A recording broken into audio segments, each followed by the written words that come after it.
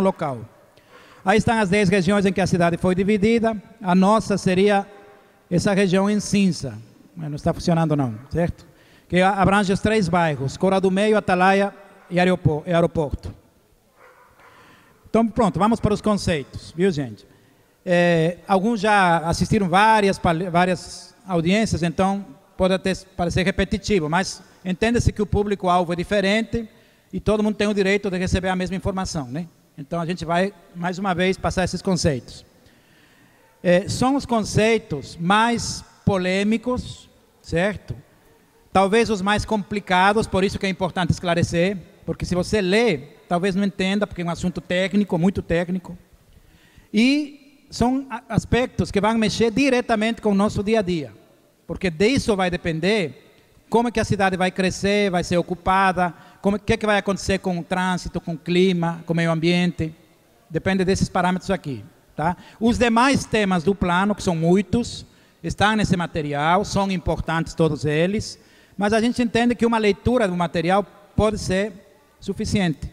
E estamos aqui para esclarecer também, né, sobre, se possível, se estiver ao nosso alcance, sobre os demais temas do plano diretor.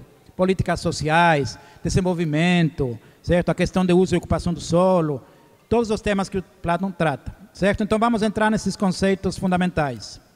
Macrozoneamento. A cidade é dividida em zonas, certo? O plano estabelece zonas na cidade e para cada tipo de zona existe uma forma de ocupação diferente. Tá? Em algumas áreas, a ideia é que se ocupe mais, porque já tem infraestrutura, em outras menos, porque não tem infraestrutura.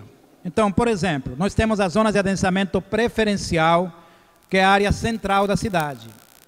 E vai até o Grajeru, 13 de julho, lá por trás pega até o Siqueira Campos. Então, é a área que já tem infraestrutura, certo? Água, esgoto, já é uma área bem consolidada. E nessa área, conceitualmente, se prefere a ocupação, certo? Existe uma preferência para que se ocupe mais essa área. Por exemplo, no centro de Aracaju, estamos vivendo um problema que é comum a todas as cidades, certo? O centro está esvaziado. Pouquíssima gente mora no centro, e cada vez menos. Então, se a gente não promover essa ocupação, a tendência é o centro cada vez mais se degradar. Então, de alguma forma, tem que se procurar revitalizar o centro, promover uma maior ocupação de moradores. Bom, na área verde, que seria ZAB 1 e ZAB 2, que é a chamada zona de adensamento básico, tem deficiência da infraestrutura. Assim, tem uma infraestrutura, mas não completa, certo? No entanto, é uma área urbanizável, vamos dizer assim, que pode ser ocupada desde que se atenda essas necessidades de infraestrutura, certo? E por último, temos a zona de adensamento restrita lá embaixo, tá? Que coincide com praticamente toda a zona de expansão, em que tem que se ocupar menos. Por quê? Porque lá não temos infraestrutura, além dos problemas ambientais que todo mundo conhece, certo? A fragilidade ambiental da área. Então, a ideia é que naquela região o adensamento seja restrito, seja menor, com uma ocupação menor, se construa menos. Esse é o objetivo. Nós aqui estamos nessa região, né? Esses 3 bairros que eu mencionei, estão todos eles na ZAB 2. Então, quando eu falar dos parâmetros mais na frente, dos coeficientes, das taxas, prestem atenção nessas referentes à ZAB, certo? Porque essas são as que interessam para essa região. Mas, obviamente, quem tiver interesse também preste atenção ao resto, né? Porque a gente mora numa cidade, não é apenas no nosso bairro. Bom, além do macrozoneamento, existem as chamadas áreas de diretrizes especiais. São áreas da cidade com uma característica especial e que, portanto, merece uma norma, uma diretriz, regras específicas. Então, são 4 tipos de áreas de interesse especial: sociais, urbanísticas, desenvolvimento econômico e ambiental, certo? Eu vou mencionar o conceito e depois falo especificamente aqui da região, tá? Quais são as áreas de interesse dessa região. Então, por exemplo, interesse social. Áreas de interesse social está diretamente relacionado à moradia popular, moradia social, certo? Então, as áreas de interesse social são áreas onde já existe moradia de baixa renda, certo? normalmente precária, irregular, no sentido de que não tem escritura, certo? E também áreas vazias, para onde as pessoas das áreas de risco, por exemplo, podem ser deslocadas, podem ser remanejadas, aonde podemos construir casas populares para receber essas pessoas, certo? Então são dois tipos de áreas de interesse social. Nas primeiras, onde já existe ocupação, a ideia é que você trabalhe nessa área, certo?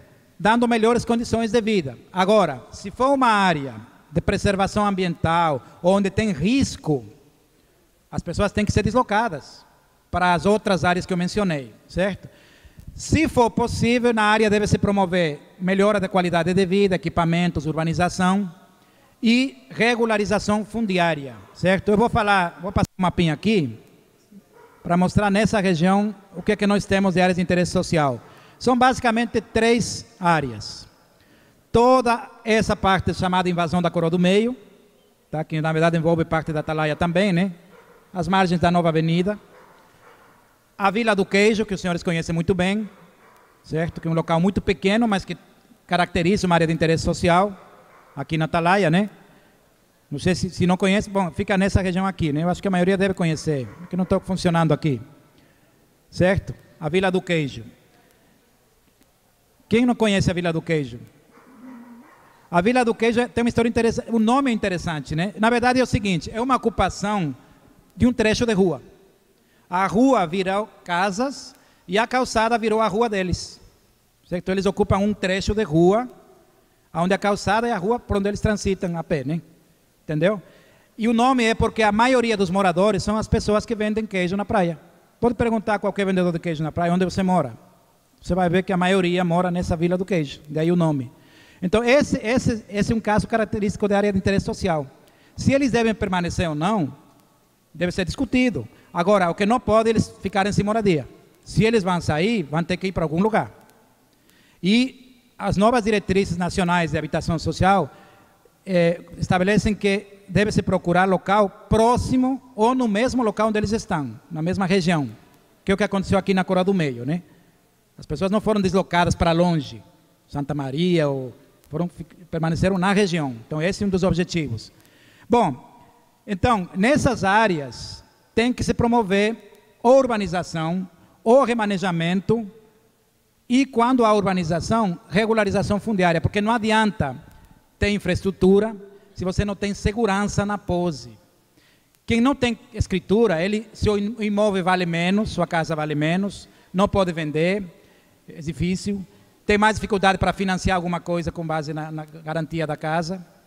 Então, aqui mesmo está sendo feito um trabalho, nessa região da Coroa do Meio e Atalaia, de regularização fundiária, certo? Tem que ser medido, recolhida informação, documentação, e depois vai para o cartório para a obtenção das escrituras, certo? Então, essas são as áreas de interesse social aqui nessa região. Áreas de interesse urbanístico aqui, temos essas áreas no centro, Bairro Industrial e São José, são as quadras próximas do Rio Sergipe, certo? E toda a orla marítima, mas eu vou explicar melhor isso. Em relação a essas áreas de aqui, tem algumas diretrizes específicas, porque é uma área onde todo mundo tem interesse, né? Quem não foi no comércio nunca? Todo mundo já foi alguma vez lá, né?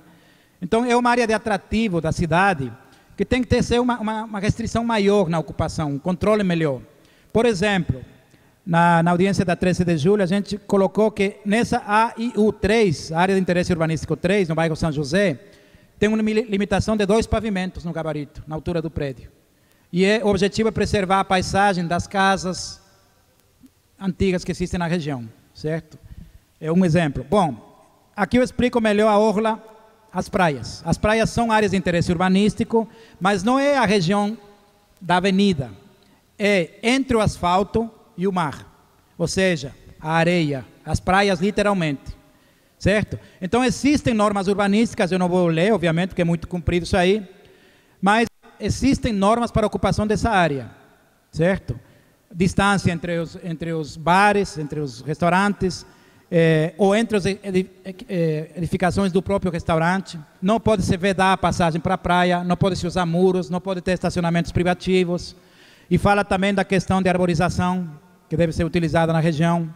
Então, são diretrizes específicas para a ocupação da praia. Agora, além dessas diretrizes, tem que se atender às questões ambientais, saneamento, né? A questão comercial, alvará de funcionamento, todas as demais questões de lei. Desenvolvimento econômico. São áreas em que não se pode construir residências, certo? Ali estão permitidas indústrias não poluentes, comércios e serviços de médio e grande porte. É aquela região do distrito industrial, todo o entorno da Avenida Tancredo Neves e a região das lojas de materiais de construção na Augusto Franco, no Rio de Janeiro, tá? Onde fica o Hipersales, o Mistão, naquela região, certo? Então tem limitações aqui sobre o uso, quem pode utilizar, e sobre a altura de pavimentos também, tá? Eu não trouxe o detalhamento, mas existe uma limitação local também. Ambiental. Bom, as áreas de interesse ambiental são 3 tipos, tá? Mas as mais importantes são as 2. As primeiras, preservação. O nome já diz, né? Preservar. Então, em princípio, não pode se edificar nelas, certo? Tem exceções, porque o próprio Código Florestal, que é uma lei federal, estabelece essas exceções, mas é muito raro. O objetivo, então, é preservar os ecossistemas da cidade, os rios, as lagoas, o mangue, as dunas. E as encostas, porque as encostas trazem risco. Se você tiver uma encosta muito íngreme, uma ladeira muito forte, é proibido ocupar, certo? Por causa do risco que existe para os moradores. Já as áreas de proteção, elas podem ser ocupadas, mas muito pouco, certo? Uma taxa de ocupação muito baixa, e para alguns usos que estão colocados aí. Basicamente atividades coletivas, sociais, tá? Desportivas, recreativas, hospedagens religiosas, culturais. Quais são as áreas de proteção? Parques ecológicos, tem uma previsão na cidade de alguns parques, as faixas circundantes aos mangues e às dunas, as áreas de risco, tá? Porque você pode ter risco de alagamento, por exemplo, não necessariamente de encosta, né? E as paisagens notáveis, que são pontos altos com uma visão interessante da cidade. Então, nessas áreas pode-se construir, mas muito pouco. Aqui eu dividi em 2, porque senão o mapa ficaria muito pequeno, tá? Aqui o centro e à esquerda você tem o centro e a zona norte e parte da zona sul. Em amarelo estão os mangues. Em verde, os parques ecológicos. E em azul, os corpos de água, né? Lagoas, rios, tá? Que devem ser preservados, certo? Eu ampliei a região daqui. Nossa região tem basicamente mangue, certo? O mangue que todo mundo conhece aqui na Maré do Apicum, entre a Farolândia e a Coroa do Meio e a Atalaia, né? E o Parque Ecológico, na verdade, é atrás da Farolândia, né? Atrás do Augusto Franco, ali na beirando o rio Poxim, certo? E tem um pouco de mangue também lá por trás do aeroporto, no início daquela estrada que vai para a Lixeira, né? Da ligação com Augusto Franco, que também faz parte do bairro Aeroporto. Eu trouxe aqui uma comparação, veja, esse mapinha da esquerda foi atualizado em 2005, com imagens, com a cartografia que a prefeitura tinha, com as fotos aéreas, mas já mudou. Essa imagem da direita, ela é atual, certo? É de 2010, me parece. E já se nota uma pequena recuperação do mangue, então isso significa que o mapa tem que ser atualizado, para abranger a área real de mangue, né? Eu até marquei aqui, ó, nessa região, certo? Vocês vão ver as áreas que aumentaram, ó. Não apareceu muito claro, mas é uma área que eu pintei com uma borda amarela, não sei se dá para notar à direita. São 3 áreas que já tem mangue e que em 2005 não tinha. Então, a ideia é que o mapa seja atualizado, né? Não só nessa região, como na cidade toda. Porque a realidade muda. A 13 de julho, por exemplo, o mangue cresceu muito, né? Então, o interessante é que o mapa seja atualizado. A realidade é atual, né? Senão vai ficar de fora parte do mangue, que é uma área de preservação. Paisagens notáveis, aqui não temos nenhum, são pontos altos da cidade com alguma visão interessante, desses pontos para a cidade ou da cidade para eles. Tá? O melhor exemplo é a colina de Santo Antônio, né, que todo mundo conhece. Então é interessante que não se construa prédios altos ao redor, porque senão tira a visibilidade, certo? Então existe uma regra matemática, uma fórmula que estabelece a altura máxima dos prédios no entorno desses pontos de paisagem notável. Lembrando que o Rio Sergipe e o mar são paisagens notáveis. A ideia é que ninguém construa na areia um prédio alto ou muito largo que obstaculize a visão, certo? Eu pessoalmente, é uma opinião pessoal, eu acho que o cartódromo faz isso. Aquele muro, não é ele em si, mas o muro. Então, lembram-se, no Rio Sergipe, aquela capitania dos portos fez uma garagem para as lanchas. Da primeira proposta, começaram a construir, era tudo vedado. Aí foi proibido, eles tiveram que refazer o projeto e deixaram gradeado, para pelo menos permitir uma visibilidade parcial do rio, né? Então, esse é o objetivo dos pontos de paisagem notável. Bom, também existem os espaços abertos, que deveriam ser áreas preservadas para grandes parques, além dos parques ecológicos, zoológico, jardim botânico, esse tipo de ocupação, certo? Campos de futebol. E áreas reservadas para infraestrutura. Tá? Aqui vai ser construída uma estação de tratamento, aqui vai ser uma estação de água, uma subestação elétrica, enfim. Isso não existe no plano. Existe o conceito, mas não tem um mapa que aponte para essas áreas. Certo? Quais seriam as áreas necessárias, certo? Para essa infraestrutura ou para esses equipamentos de lazer. Bom, essas não são áreas de diretrizes especiais pelo plano, mas são interessantes, devem ser mencionadas porque elas também trazem uma restrição à ocupação. Veja, Aracaju é uma cidade nova, mas tem uma história, por mais nova que seja, né, que deve ser preservada. A gente tem que preservar os bens que têm algum tipo de valor histórico, cultural ou afetivo. É assim que se constrói história. Amanhã vamos ter o que contar, o que ver. Então, houve um trabalho no processo de revisão em 2005 que apontou áreas e monumentos e prédios de interesse cultural. Tá? Esse mapinha mostra, ó, lá no centro, essa área amarela à direita, temos o centro propriamente dito, mas central, na área mais da prefeitura, aquela região central, que é uma área de proteção integral. E ao redor, essa área amarela, chamada proteção do entorno. Temos vários bens, prédios ou monumentos declarados de interesse cultural e áreas de entorno desses bens. Vou dar um exemplo, que é muito próximo de aqui. O farol da Farolândia. Aquele farol é um bem de interesse cultural. O entorno do farol é uma área de proteção do entorno. Então, não é que é proibido construir, pode, mas qualquer projeto deverá passar pelo Conselho Municipal de Cultura, certo? Que deverá aprovar ou impor eventualmente alguma restrição. O importante é que se preserve a visão desses monumentos. Tá? Então, é importante essa questão. A maioria está no centro e temos os dois na Farolândia, né?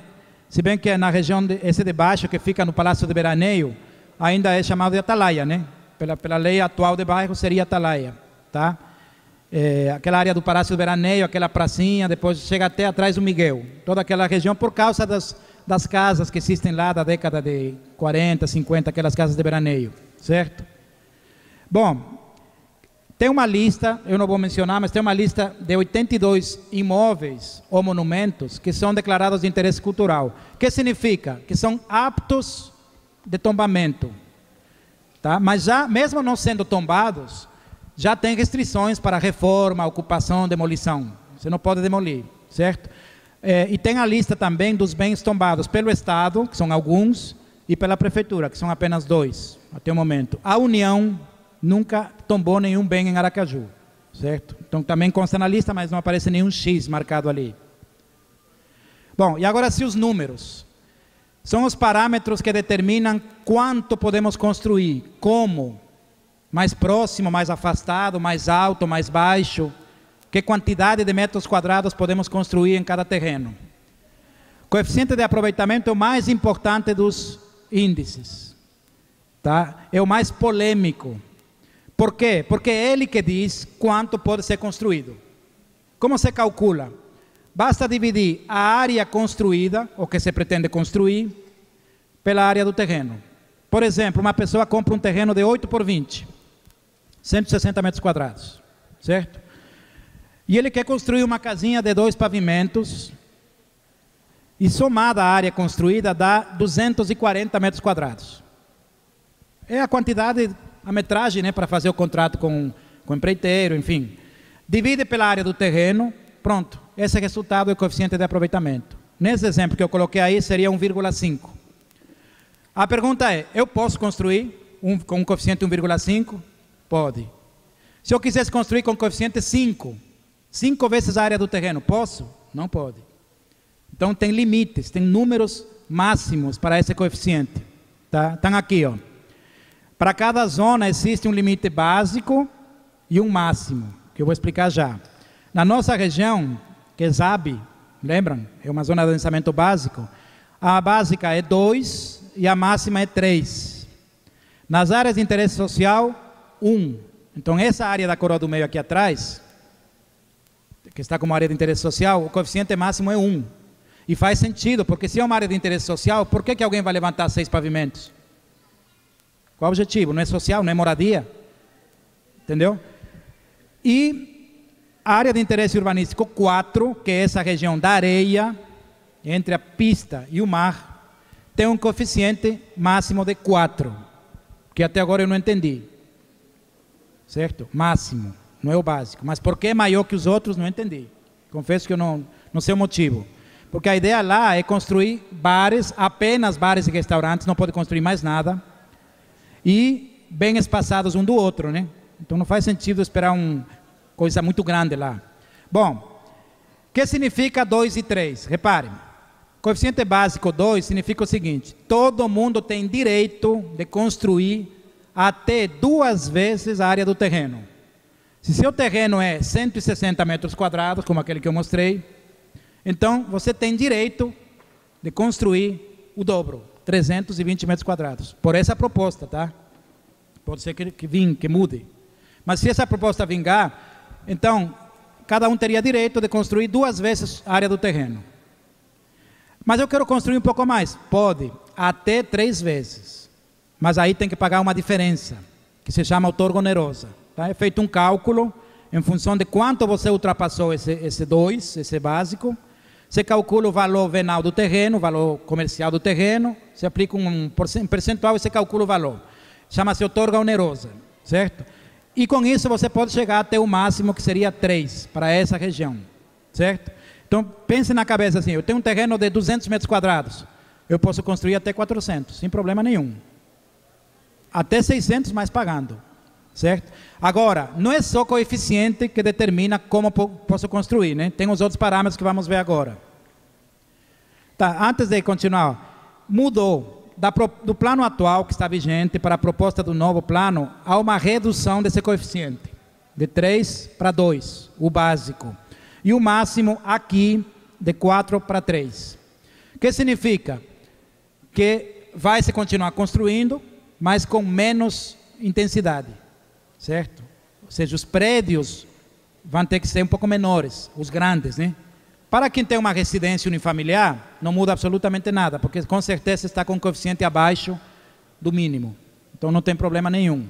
Isso aí, na verdade, acaba afetando os prédios, condomínios, prédios de 4, 6, 8 pavimentos. Esses sim vão ter que se ajustar ao novo coeficiente proposto. Aí eu coloquei um exemplo, é só para mostrar o seguinte, ó. É o mesmo exemplo em que eu posso aplicar a legislação atual, o que está valendo hoje, e o que vai valer no novo plano. O verde significa pode. Tá? Primeiro exemplo, com uma área construída menor, pode nos 2 casos. No segundo, aumento a área construída para 1.300, agora já teria que pagar outorga onerosa, pelo novo plano. Pelo anterior poderia sem problema. E o terceiro caso, aumentei mais a área construída, no plano atual, posso. Está verde, sem pagar outorga onerosa. No novo, não posso, nem pagando outorga onerosa. Então, há uma mudança, sim. A questão é saber se essa mudança é suficiente, se pode ser menor, maior, mas há uma redução no coeficiente. E outra questão, viu, gente? No plano atual, quando você vai aprovar um projeto, da área construída, que se pretende construir, se desconta sacadas, varandas, jardineiras, garagens e estacionamentos cobertos. Na proposta do novo plano, não se desconta mais. Entra tudo, porque tudo é área construída, certo? E é correto, a maioria dos planos, todos os planos do Brasil fazem isso. Calculam a área pela área construída mesmo, certo? E não é só pela área que o ser humano ocupa, né? Porque na verdade nós ocupamos tudo. Bom, gabarito. já devem ter ouvido falar essa palavra, né? Se discute muito sobre gabarito. Gabarito é o limite de altura dos prédios, certo?